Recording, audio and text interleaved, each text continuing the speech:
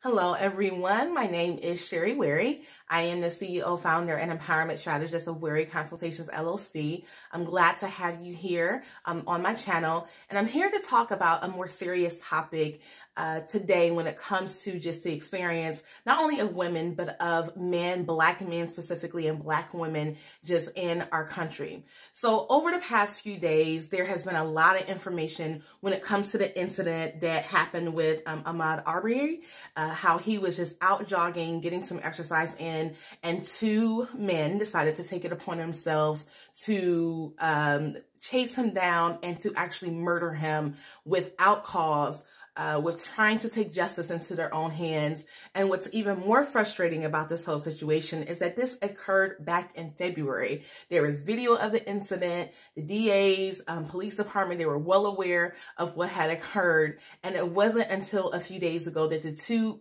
of the three men that were, at least we know, were present when the incident occurred. There was one gentleman who was recording the video. At the time of this video being released, he has not been charged or arrested. However, the father and son who were in the video, and you saw them actually there shooting and attacking Ahmaud and then murdering him, they have now finally had charges brought against them, and they are currently in jail and now awaiting trial. And what's so frustrating about this is that now you have, it was all the way into May, the first week in May, for this to now get the media attention and for actions to be taken. But prior to this week, or this past week rather, the two gentlemen were actually still free despite the fact that they had killed an innocent Black man. And we've seen this story way too many times when it comes to what has happened here in America. But Ahmaud is not the only story that we have received information about. In addition to Ahmaud, there is actually information about an incident with Sean Deed. He was actually on Facebook Live, involved with the police chasing him. And there's not as much information available as far as what was happening that led to his specific encounter with the police. But he gets out his car, he's running, and then you hear him actually being murdered as well. And then within the past, I think like 1 or 2 days, there has been a story that has now come out about Breonna Tayler. Breonna Tayler was actually in her home. She was an EMT, an essential worker who has been working, during this time to ensure the safety, of those that are in her community. And she was in her home. The police come in to do a raid looking for someone else. They are at the wrong house. The person that they are looking for does not live with Breonna Tayler, is not associated with her. They come in, they do a raid, and she ends up being murdered at the time of the incident just unfolding. And to be completely honest, I'm angry, I'm frustrated, I'm tired, I'm hurt, I grieve for the families and the loved ones and friends and communities in which these individuals lived in. And it took me several days just to really get my thoughts together and to just decide just what I wanted to say. I know a lot of people have been posting, especially about Ahmaud, because his birthday was last Friday. And that's another thing that really bothered me too, is that, here it is, he was murdered back in February. His birthday's now this Friday. Mother's Day was yesterday. And so you have his mother who was grieving. You have his other family members and friends and loved ones who are now grieving, and just finally starting to see a step towards justice, because again, the story has yet to unfold. And so we're waiting to see just what's going to happen. And for those of us in the Black community, we are hoping and we are praying that it does not result in all the other incidences like how this has unfolded, where people have been able to literally get away with murdering Black men and with Black women. I want to focus the rest of this video really on details surrounding Ahmaud's case. There's a lot more information that's available. So I just have a couple of points that I want to make out, not in any particular order, but I just want to make sure that I'm giving information to provide you, one, with my own perspective, my own opinion related to what's going on, and to hopefully give some sense of hope and encouragement at the end of this video when it comes to the actions that we all can take, regardless of who you are and your age and your racial and ethnic background, when it comes to just how you identify. So first and foremost, the murder of Ahmaud, it occurred on February 23rd, but there were no charges and arrests until May 7th. May 7th. And so that is the epitome when it comes to exemplifying just white privilege. You know, you have two white men who are able to go out and chase down this innocent black man who was not doing anything but just exercising and jogging.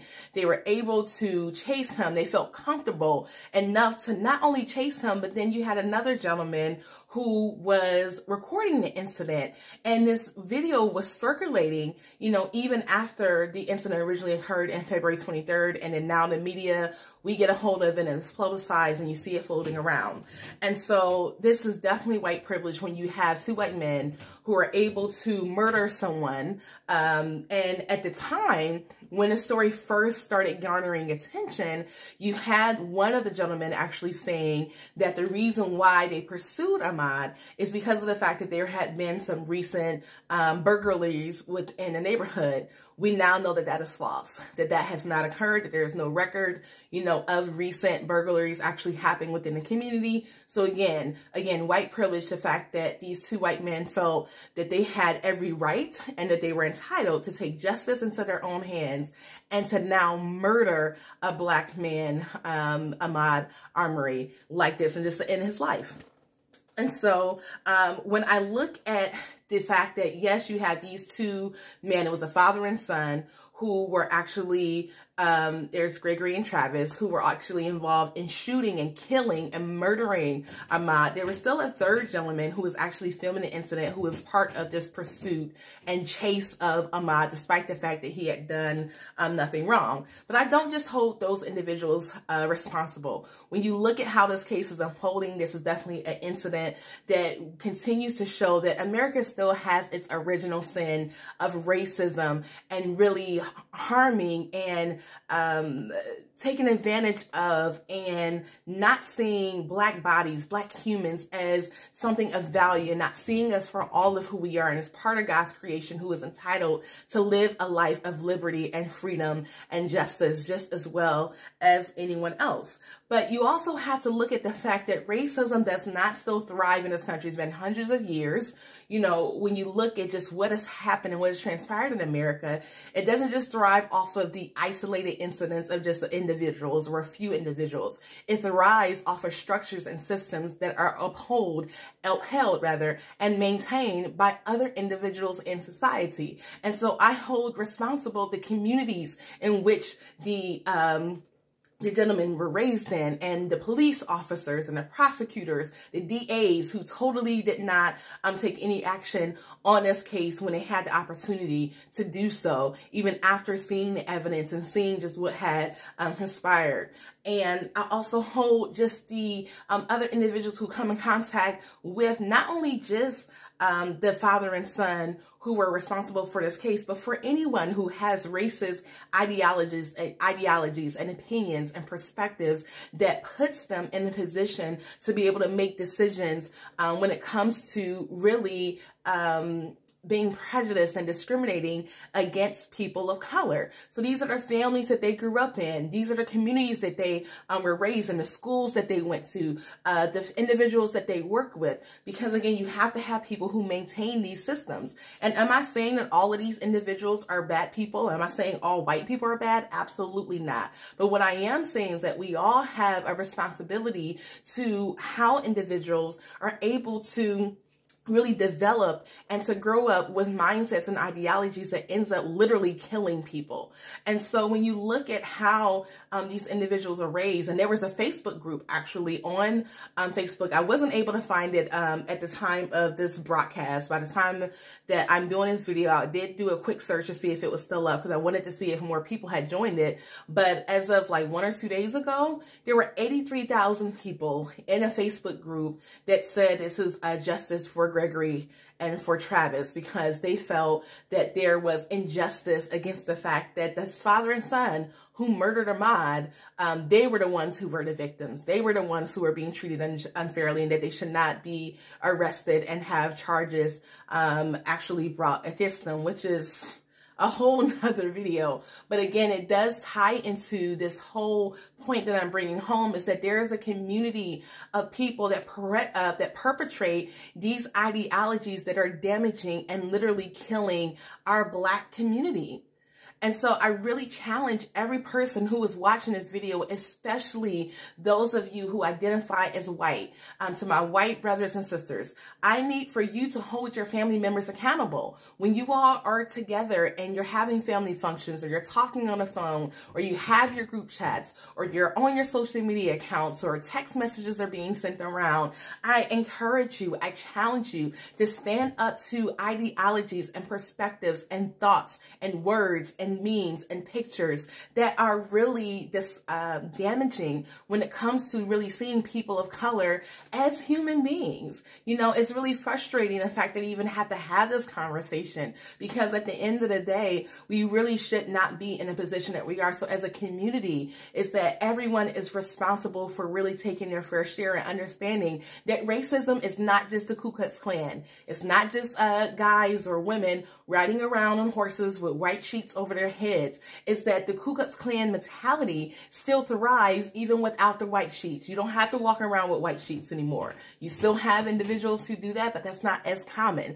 But you have ideologies of racism and discrimination and prejudice that are upheld when you look at hiring policies, when you look at different things that are put in place in our school systems, and how people of color, the access and the opportunity, or the lack of opportunity and access that they have when you look at suburban schools districts that have predominantly white students in them. There's so many disparities when it comes to even housing and just what neighborhoods look like and what access to jobs and, you know, the pay rate of those jobs. There's so many levels when it comes to racism and how it plays out, is that it's not just saying the N-word. It's not just wearing a white sheet. It's not just, you know, saying that you're part of the KKK. Again, it's everyday situations that are put into place. It's our justice system that really is not just at all, that allows for Black people to actually be jailed misproportionately, to have higher rates of, you know, when it comes to the jail sentences or the longer sentences, when it comes to being prosecuted even for the same crimes as someone who is white. There's so many disparities. And so know the individuals who are the judges, the individuals who are part of the police forces, the individuals who are teachers, the individuals who are hiring managers. No, they may not be wearing white sheets, but again, they are putting policies, even our lawmakers, some of our lawmakers, they're putting policies and systems in place and maintaining these policies and structures and systems that are damaging to the white or to the Black community, and that allows situations like Ahmaud, like Sandra Bland, like Trayvon Martin, and so many others to lose their lives senselessly and unnecessary, and even with the most recent incidents with Breonna Tayler as well. And so when you look at even this whole pursuit or idea of forgiveness, because I want to touch upon this again, because I know sometimes there are discussions when it comes to, you know, why are we talking about forgiveness, or should we forgive, you know, when we have situations of police brutality and other incidents where Black people are senselessly killed. And so the one point that I want to make about forgiveness is that forgiveness does not exempt you from justice and consequence, especially if you wrongly kill someone.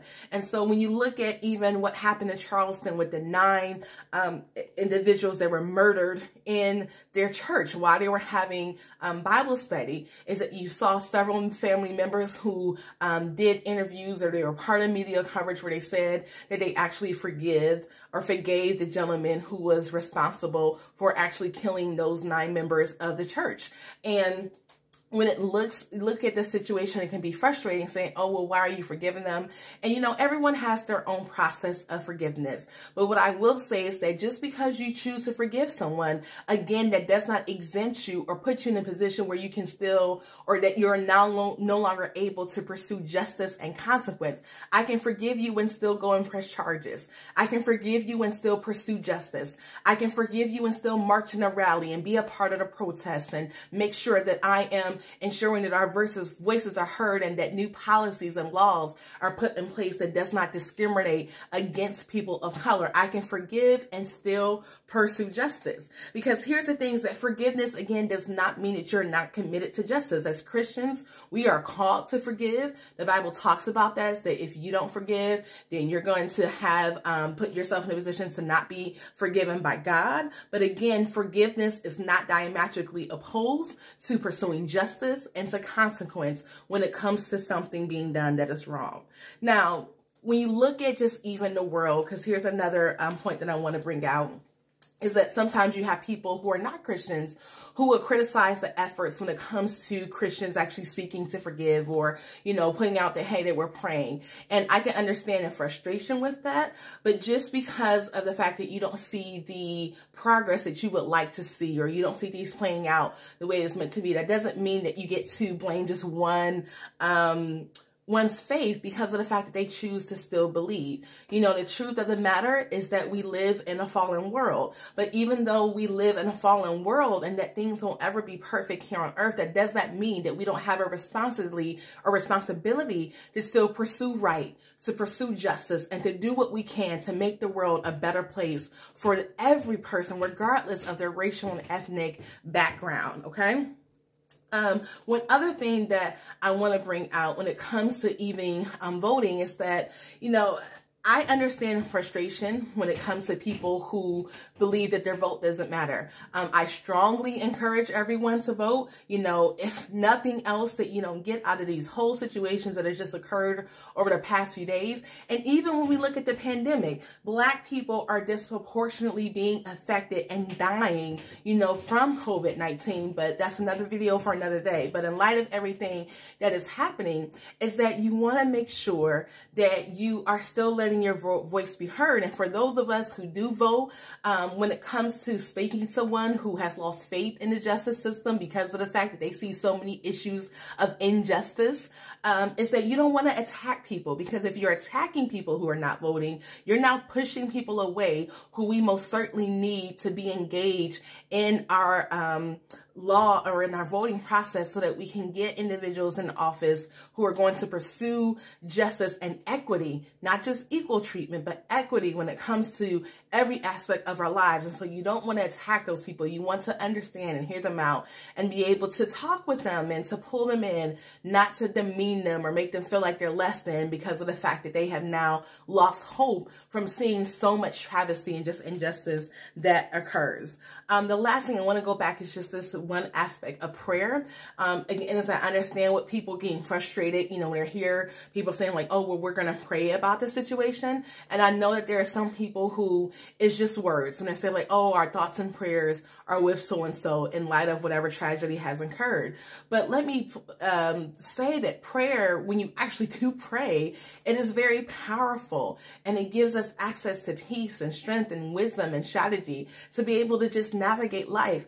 And so we should not get rid of prayer. One thing that I will say is that along with the prayer, we just need to make sure that we have action, and that everyone needs to take their part. Even the Bible says that faith without works is dead. And so the issue isn't in our faith. It isn't in our desire or our yearning or our first reaction to being, okay, we have to go and pray, you know, and with doing a prayer, though, you just don't want to stop at prayer. You just want to make sure that you have the action of voting for individuals who have our best interests at heart. You want to have the action of having those tough conversations with family members who are racist or discriminatory or prejudiced, and who are causing an environment to continue to thrive for that results in people literally losing their lives. And so while it is frustrating, I was very honest at the beginning of this video to tell you how I feel and how I'm frustrated, angry, and upset about everything that just has been brought to light over the past few days. But the one thing that I will tell you is that I refuse to lose hope. And I encourage each and every single one of you that is watching this video to not lose your hope. The Bible says that God has not given us a spirit of fear, but of power and of love and of a sound mind. And so while we may feel powerless And while we may have at times where we are afraid to leave the home, and while we may be driving in our cars and have that fear when we see a police car driving behind us because we're wondering if we're going to be the next hashtag, or if our family members will be the next hashtag, our fathers, our sons, our sisters, our mothers, our cousins, our friends, whoever it is in our life, is that you don't have to live in fear, because you still have the power of God that is living within you. You also don't have to live in bitterness and sinful anger. The Bible talks about how you can be angry and sin not. So the issue is never in anger, it's how you decide to manifest that anger. And so you can still have righteous anger and still love the individuals who are committing these heinous acts. And with that love, there's different levels. There's a process of getting to that point to be able to love someone who, especially for the family members of the victims, you know, it's going to be a process to be able to get to that point to say, hey, I do love you and I forgive you, and give yourself that time to go through that. But you don't have to live in bitterness that continues to actually eat away at your own hope and your own livelihood and your own mental, emotional wellness. Give yourself the time to grieve. Give yourself the time to go through the process of all the range of emotions that you rightfully should be experiencing because of this loss. And for the rest of us, again, we can see this and we can have that rage and the anger, but we can still walk in the power of love as well. And we can forgive and pursue justice.